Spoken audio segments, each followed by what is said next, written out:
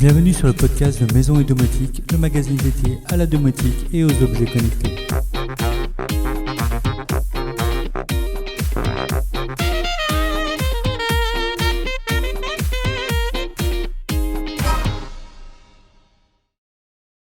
Bonjour à tous et bienvenue sur ce nouveau podcast de Maison et Domotique. Comme chaque semaine, je vous propose aujourd'hui le débrief sur l'actualité du blog et de la domotique en général. L'occasion en réalité de faire le point sur les 3 dernières semaines, puisque comme vous l'aurez remarqué, je n'ai pas publié de podcast durant les vacances.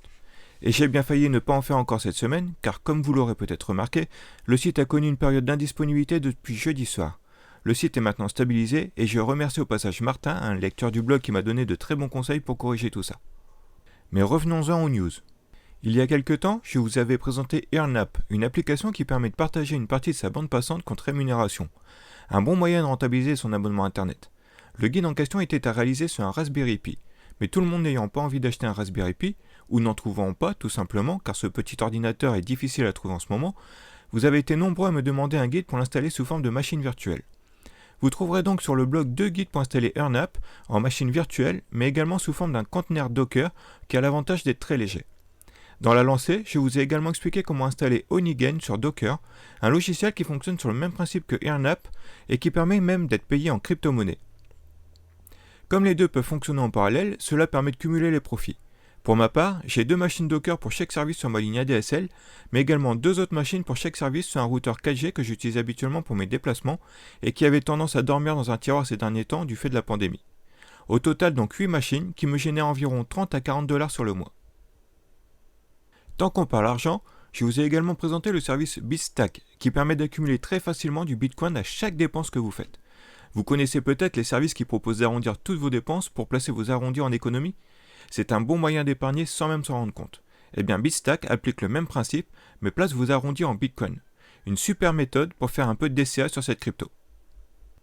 Côté domotique, comme vous le savez, le mois de février est marqué par la Saint-Valentin. Un petit prétexte pour mettre votre système domotique en action en créant un scénario spécial afin de créer une ambiance cocoon pour cette occasion.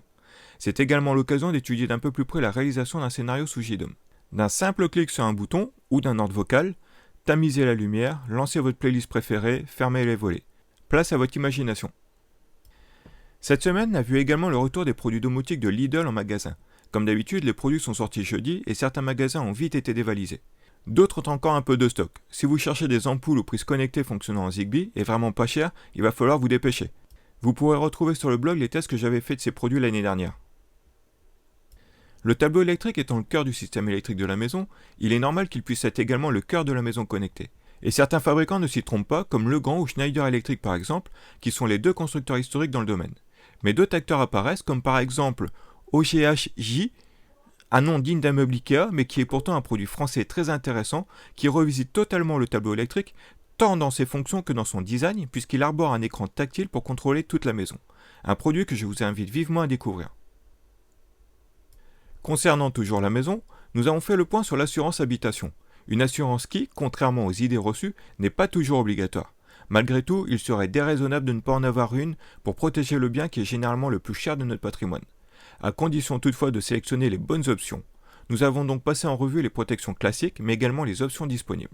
Nous avons bien sûr les classiques risque incendie, risque de dégâts des eaux, catastrophes naturelles, cambriolage, tentative d'effraction, vandalisme, terrorisme, bris de glace, etc.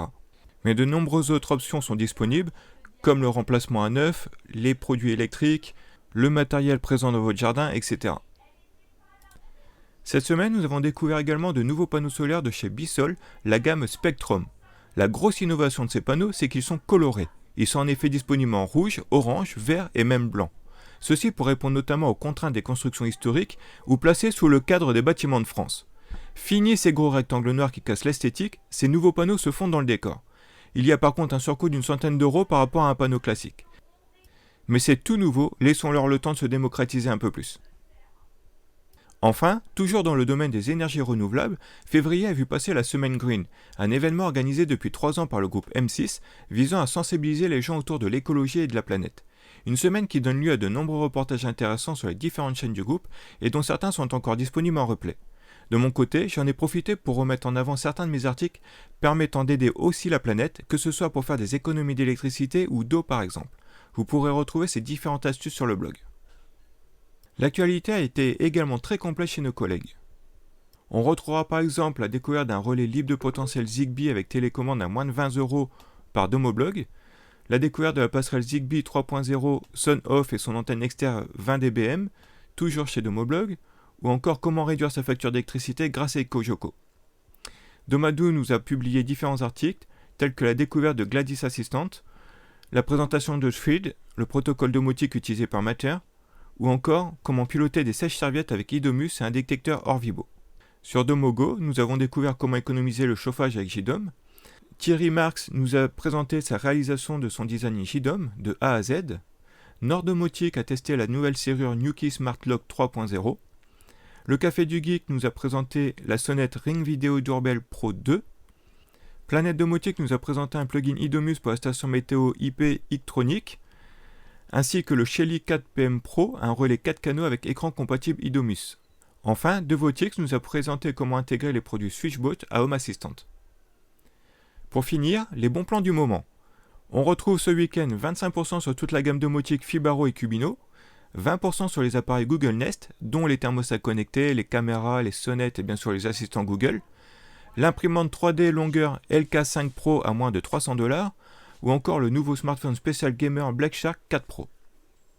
Sur ce, je vous souhaite à tous un excellent week-end. N'oubliez pas de vous abonner au podcast pour ne louper aucune émission.